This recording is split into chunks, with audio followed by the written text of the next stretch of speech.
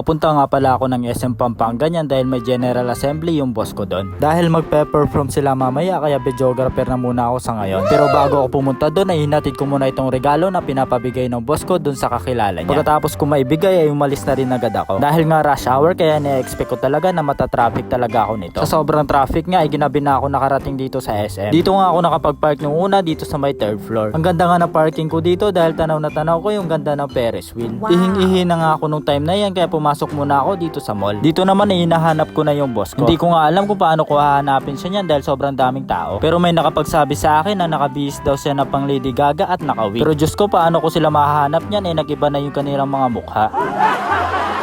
Pero maya-maya nga lang ay may nakita ako na artista na naglalakad. Pero nung nagsalita na at lapitan ko eh yung boss ko pala yun. Hindi ko nga siya nakilala niyan dahil sobrang iba talaga yung itsura niya. Nung sinend ko nga kay kuya yung picture niya ay akala daw niya si Bianca Umali.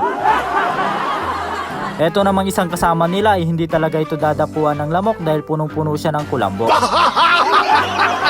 Malapit na nga sila niyan mag-perform kaya ito nagpe-pray na sila. Pero bago yun ay nag-intermission number muna itong si Mayora. Ang galing nga niya dito dahil pang bagets na bagets yung mga galawan niya. Maya-maya naman ay sinindihan naman nila itong napakagandang fireworks. Wow.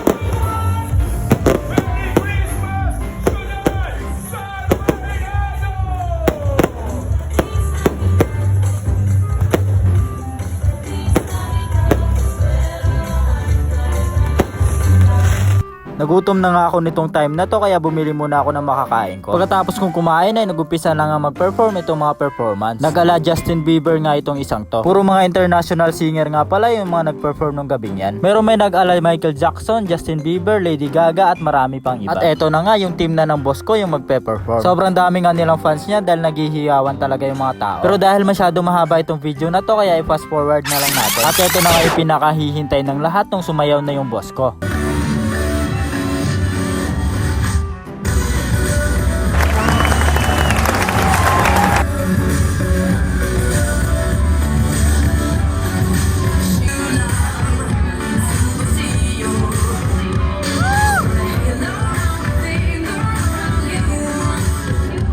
Todo hiyawan nga kaming lahat niyan dahil first time namin siya makita na sumayaw ng ganyan. Kahit nga daw siya ay hindi siya makapaniwala na nagawa niya yan.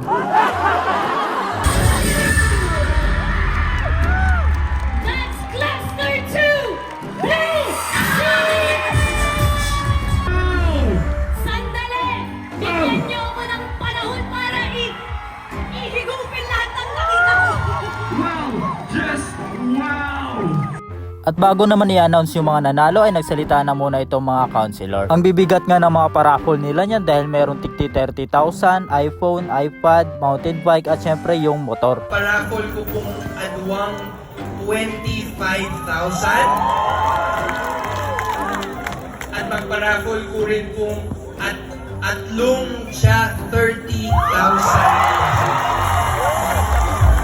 At eto na nga yung pinakahihintay ng lahat ay yung tawagin kung sino yung nag-champion. Our champion for this year's highlight, this year's international competition, other than our champion group will receive 50,000 pesos. Congratulations to Cluster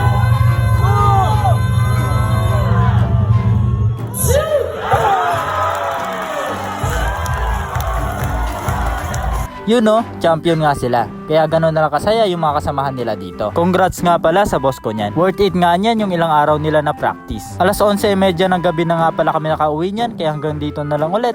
Babu!